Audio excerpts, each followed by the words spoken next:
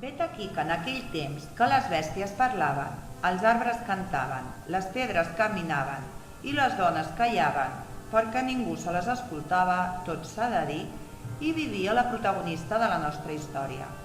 La Sibilia era una noia de 13 anys, veïna de la València pròspera del 1462.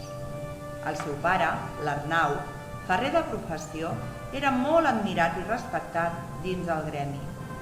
Posseïa una habilitat única a l'hora de conjugar bellesa i utilitat en els estris que elaborava. El treball de la forja, a base de cops de martell sobre l'enclusa per tal de donar forma al metall i obtenir objectes útils d'allò més variats, havia estat des de feia més de 4 generacions la vida i la dedicació de la família de la Sibilia.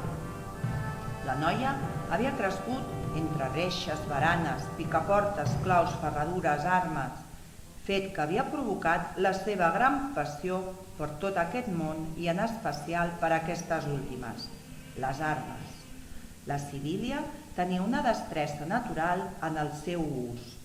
Espasses, punyals, puntes de fletxa, ballestes, eren per a la nostra protagonista companyes habituals en el seu joc del dia a dia. El seu gran somni era ser cavallera i llegia i rellegia el seu llibre preferit, L'arbre de les batalles, ja que explicava tot sobre el món dels cavallers. Òrfena de mare des de feia 3 anys, compartia totes les seves inquietuds i confidències amb el seu pare, el qual se l'estimava més que res en aquest món. La Sibilia era una noia inquieta, intel·ligent i aventurera, i mostrava uns interessos que res tenien a veure els que mostrava la resta de noies de la seva edat. Era inconformista i reivindicativa i no estava disposada a dedicar la seva vida única i exclusivament a cuidar d'un marit i d'uns fills. Volia néixer món. La mort, a causa de la pesta de la seva mare, havia estat un cop molt dur per ella, i arrel d'aquest fet, la Sibilia s'havia reafirmat encara més en els seus ideals. Ser una dona lliure i capaç de mostrar a tothom que podia realitzar tasques igual d'important que els homes. Sentia un gran desig de fer-se cavallera i volia demostrar que estava capacitada per ser-ho.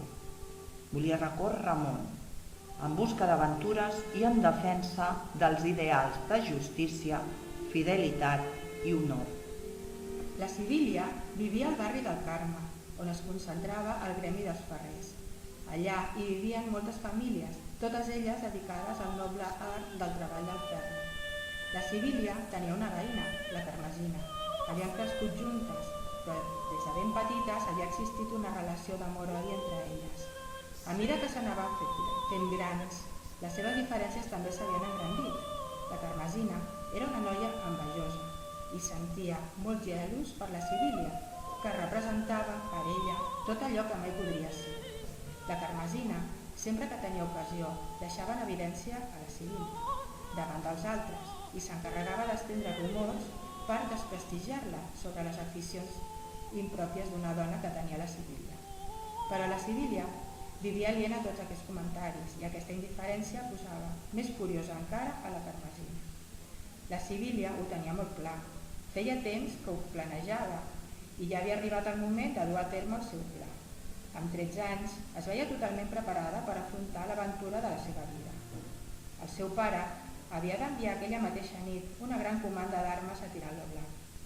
Ell i els seus homes es trobaven a la ciutat de Pèlides, a prop del camp dels turcs, organitzant un atac i requerien urgentment més avituallament. La Sibilia va pensar que seria fàcil amagar-se dins d'una de les caixes d'armes i poder viatjar així fins al camp de batalla. Li va escriure una nota al seu pare demanant-li que no es preocupés per ella, que tornaria i que quan ho fes, ell se sentiria plenament orgullós de la seva filla. La Sibilia va preparar una bossa amb queviures pel llarg viatge. Es va vestir amb roba còmoda i es va tallar el cabell. Va agafar també el seu casc i tota la indumentària necessària per la batalla. Quan van tocar les 00 en punt, es va amagar amb tot el material dins d'una de les caixes més grans. Un cop van arribar a Pèlides, la Sibilia va aprofitar que els homes portaven els cavalls dels carros a descarregar per sortir de la caixa. Va veure el campament tranquil i va amagar-se dins d'una de les tendes. Aprofitant que Tirant va reunir els seus homes per tal d'establir un pla d'atac, la Sibília, ja amb tota la indumentària de soldat, es va fer passar per un d'ells, ficant-se al mig del gran grup. Aquesta nit atacarem el campament dels turcs, Va dir en Tirant als seus homes, amb veu forta i segura. Necessito que tots i cada un de vosaltres estigueu ben alerta i preparats per dur a terme una bona coordinació. Els turcs són uns grans enemics i necessitem pensar un bon pla per tal de poder sortir victoriosos de la lluita. Tots els homes se l'escoltaven amb molta atenció i admiració. En aquell moment, la Sibília s'avançà i dirigint-se a Tirant li va dir: Si em permet, gran Tirant, us volia comentar un pla que us pot interessar. va dir la Sibília amb veu greu i forta. I es pot saber qui ets tu? Li contestà Tirant. Soc en Grau, conegut com el llatger fort i valent. Soc de València.